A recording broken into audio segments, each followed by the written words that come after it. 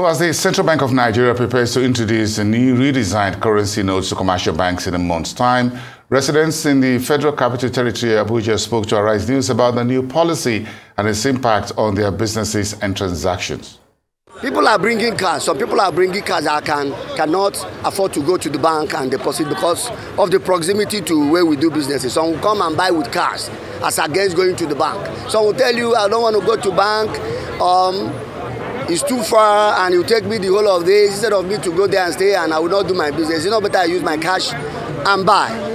You understand? So the new policy is the best way to go. It's the best way to go. You may not only give the best at the interim because, of course, you know, retrieving money is not that easy and everybody will want to make sales with what he has. Now, sending it to the bank, you understand, it will not be that that easy for a market person, a salesperson to catch up with. But along the line, if we can only maintain what we have, the policies have been enacted, then you know that with time, I believe, when their intents are fully matured, all of us will benefit from it. I believe so. They are watching the situation to know if it will favor us or if it will be against us. But according to their experts, they know why they are doing it. And I want to believe not political. But if it's political, that is where I condemn them. You understand? Because we know Nigerians. Many times the decision they take, our government is more of a political decision. Something that will favor the elites. Do you understand? EFCC are going to be in a big work. Because if you get too much naira, and you cannot explain how you get it, EFCC will be, or ICBC. Nigerians continue to struggle with high prices of goods and services, which resulted in enormous household spending of estimated 57.1 trillion naira in the first half of the year, or an average monthly spend of 9.5 trillion naira. The National Bureau of Statistics has released data on Nigeria's GDP using the spending and income approach. The amount spent by Nigerian households on consumption in the first half of this year increased by 14% over the 49.89 trillion naira tallied in the same period of 2021. Joining me now to discuss this is Samuel Oyekanmi, a macroeconomics analyst at Nairametrics. Good morning, Sam. It's good to have you on the show this morning. You're the author of this article in Nairametrics. Tell me the difference in measuring GDP by expenditure and income from measuring it by outputs. Okay, so when you're measuring GDP based on output, you're talking about productivity of the economy, and that's basically the definition of GDP when you say the monetary value of every finished goods and services that have been produced in an economy at a given point in time. When you're talking about the income approach, you want to consider how much people earned at a point in time. You're talking about gross profit of businesses, salaries and wages of citizens and those living in the economy. And then the last one, the expenditure approach, is based on how much is being spent. So the conventional formula for GDP, which puts into consideration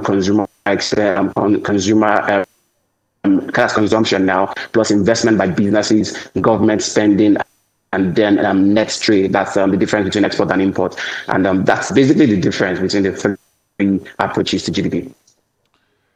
Okay, well, Nigeria's household consumption expenditure in the first half of this year increased by around 14.4% to 57 trillion naira, compared to 49.89 trillion recorded in the corresponding period of 2021. How realistic is this figure? How do we assess this? Okay, yeah, well, the numbers here increased 14%. That is based on nominal GDP. And that's quite a significant increase. So when you just look at the numbers, face value. But then at the end of the day, consider the real value also. By the time we estimated household expenditure in terms of the real value, it increased by about 12%, which means that inflation probably drive about 2%. So it's not so much of a bad thing, but what you consider as something that's bad is the fact that we are now spending so much of our income now on household expenditure, which leaves very little to other areas. Government spending is not as much. People don't have as much money to save or invest, and that's not quite good for the growth of the economy. That's the downside to the number. But when you look at that number in its real sense, converting it even into dollars, you probably see that there's not so much difference compared to the previous year. But then the proportion of the amount that we are now spending on household is a cause for worry. So when household expenditure in the first 6 months, January to June, accounted for about 62.4% of the total expenditure, which is 91.4 trillion by 200 million Nigerians. What does that say about the amount of money Nigerians spend on household consumptions compared to other spending categories?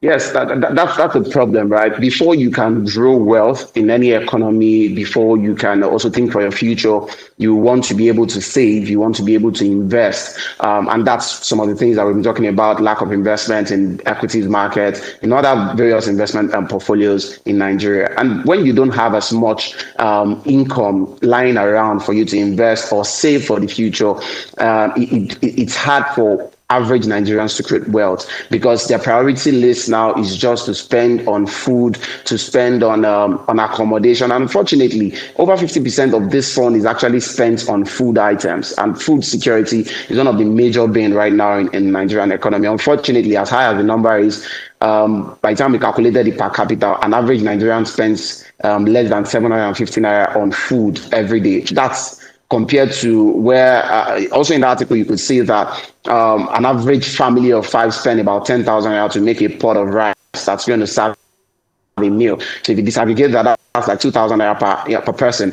So compare 750 and 2,000 naira, it just does not make sense in terms of numbers. But unfortunately, that's what Nigerians are going through. We are spending less than 750 naira daily on food, which is below what the United Nations estimate for the poverty line. And that's why you see more and more Nigerians being pushed into poverty on a daily basis. Yeah, Sam, I'm sure you live in Lagos. You and I live in Lagos. You understand, if you spend 2 hours in traffic going home from work, you're going to be buying gala and biscuits and whatever, and and beverages before you get home for dinner. So that's, if you don't have that traffic logjam, you will not be spending that. So our consumption, living expenses is really high. I'm sure you agree. But let's look at the government side of things here, because government expenditure declined by 3.9% on a year-on-year basis at 4.06 trillion. Is this should we be worried that government spending is reducing?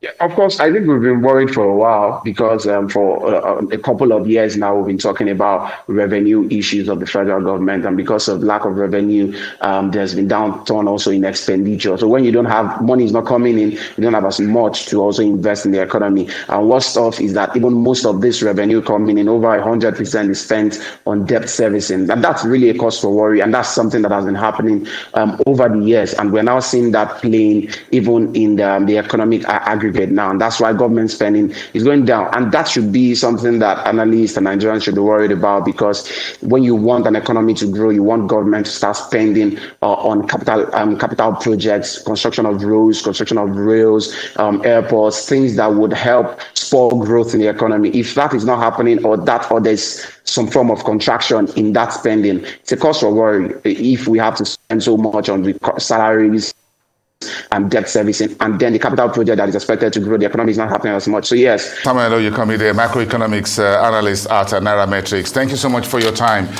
discussing the Nigeria's household expenditure and how much Nigerians are spending in trillions just on living expenses.